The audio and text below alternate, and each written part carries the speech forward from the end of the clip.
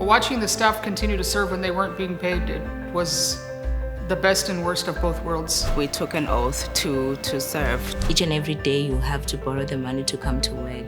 Sometimes you could get to your house and you have maybe a half bread or a loaf, but you have nothing else to eat that bread with.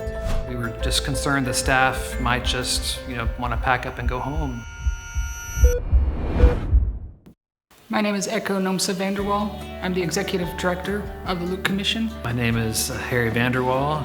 I'm one of the founders of the Luke Commission. If I had to summarize, TLC became what it is today, not because we always had what we needed or we always had the best of the best, but every day we kept showing up. Our biggest thing has always been to take care of those who are serving alongside, who have the same calling as we have. My first meeting with Harry and Echo, they were still at the Nazarene, at the mission.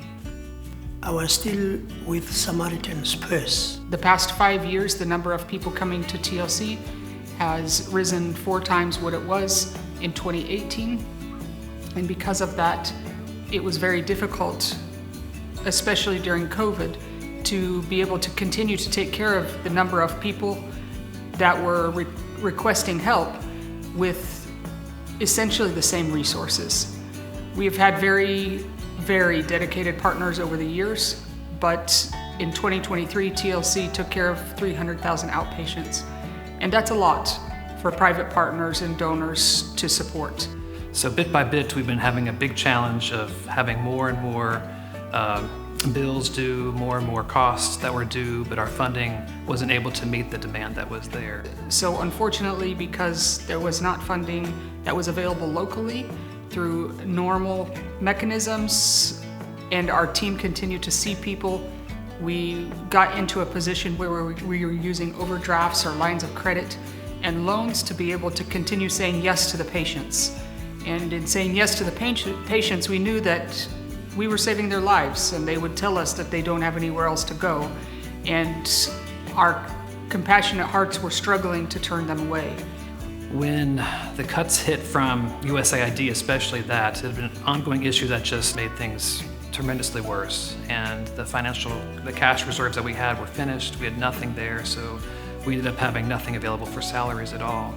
It was a difficult season because as a leader and as the founders and the ones in charge for providing for your staff, the responsibility falls on your shoulders. And we had to cut back on the number of people that we were seeing in order to balance the equation between resources and demand for services. Patients were being turned away, unfortunately, the ones that we could not assist during that time. So that was painful to see, and knowing that we could have helped, we could have done more. We offered people to be able to go home or not without pay, but people came and worked voluntarily. They came and just volunteered their efforts despite knowing that there was no funding. There was no protocol used to determine which staff was going home and which staff were remaining behind.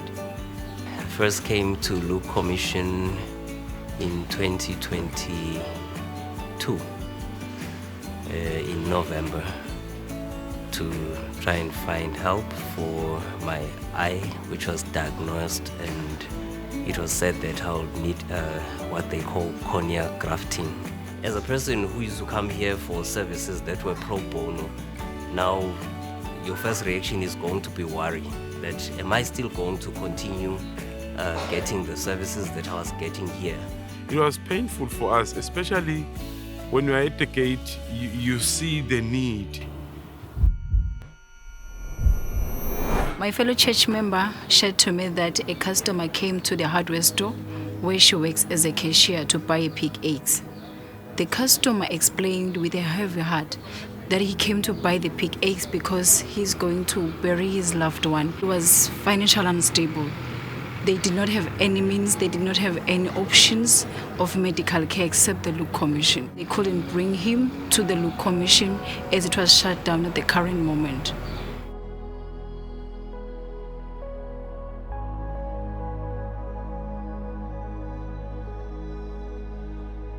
Moments of truth and moments of pain that broke me to tears was a situation, especially of the senior citizens of our country. Those that they don't have finances, they stay far, and also they don't have privileges to going to the best institutions of medication. So it was so painful to see them suffer. There was a guy who came with a big wound by his foot. And then he needed to be seen, but then unfortunately we had just closed down. He was struggling to walk, but unfortunately he had to be sent away. It was hard sometimes to walk around the campus and just see people going about their daily duties, knowing that there was probably a lot of pressures at home for everyone, and I was really grateful to see the way the team worked together. Just being the breadwinner at home, that also meant that it wasn't just me that was affected, but my family as well. The things that worried me the most is how are the staff's children going to get to school, because I know that bus fare and transport is one of the important things that comes from salaries. Also school fees, how children were going to pay to stay in school, and then of course, very, very dear to everyone's heart is how people were going to eat. I almost couldn't write my exam because I didn't have the tuition fee. I believe knowledge is power, and I believe when you're transparent that people will react and interact in a different way. And so what we would do is we would just call family meetings, we would sit in the auditorium together, and I would give updates.